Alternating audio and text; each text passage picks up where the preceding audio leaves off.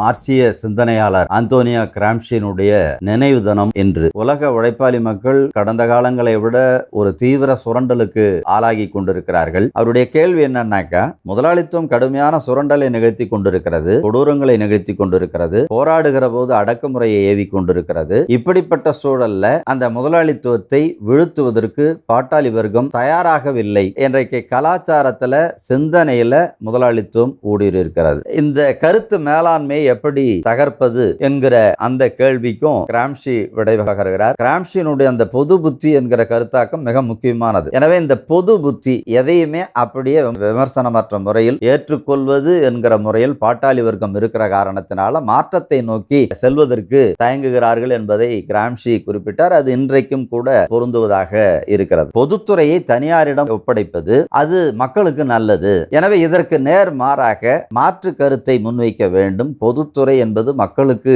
அக்கௌண்டபிளாக, மக்களுக்கு பயன்படுவதாக இருக்க வேண்டும் என்று சொன்னால் அது அரசின் கையில் இருக்க வேண்டும், அதை தனியாருக்கு கொடுக்க கூடாது என்கிற இந்த மாற்று நிலை, அதைத்தான் அவர் கிராம்ஷி சொல்கிறார், நிலைப்பாட்டுக்கான போர். இதை முதலாளித்துவம் காலம் காலமாக நடத்தி கொண்டிருக்கிறது. தங்கள் நிலைப்பாட்டை பாட்டாளி வர்க்கத்தின் சிந்தனையில் பதிவு வைப்பதற்கு அது ஒரு போர் நடத்துகிறது என்கிறார். கிராம்ஷியினுடைய நினைவு தினத்தில் அவருடைய எழுத்துக்களை நாம் மேலும் மேலும் உள்வாங்க வேண்டும் என்கிற உறுதிப்பாட்டை மேற்கொள்ள வேண்டும்.